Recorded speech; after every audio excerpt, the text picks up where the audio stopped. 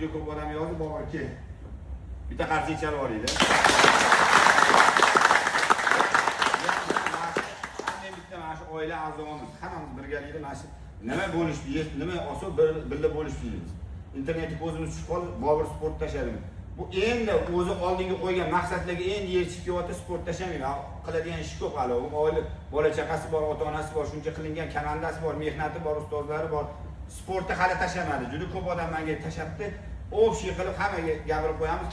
Sport hali tashlamadi, qiladigan ish ko'p hali. O bir 3-4 yillik ishi bor hali. O'shanda biz sportni chiroyli qilib tugatib, keyin hamma chiroyli qilib tugatib chiqib ketadi. Hali beri sport tashlamadi. Shuning uchun mana ko'ryapsizlar, ko'p odamlar har xil fikrlar bildiribdi. Uni ani buni ham bitta video qilib qo'ydim. Fikringlarni to'g'rilaylar, navbat qo'llab-quvvatlasak, sportchilarimiz bitta qo'llab-quvvatlaganlaring.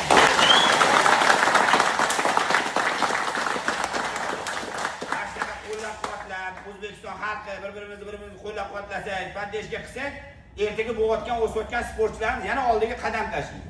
Bir-birini ustidan gapiraversa, undan bo'lmaydi. Avvalambor gapirayotganga ahamiyat bermaymiz-ku, navbatda o'zbek bo'lganimizdan keyin O'zbekiston sportchilarini qo'llab-quvvatlashimiz kerak.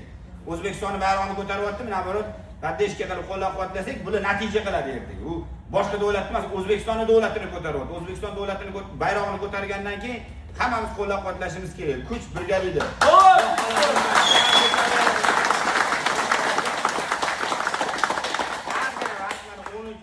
iyunda bo'lib o'tayotgan musobaqada o'sha bo'yoqlik, xudo xolasa 13-iyulda bo'ladigan oktagonning musobaqada urishadi.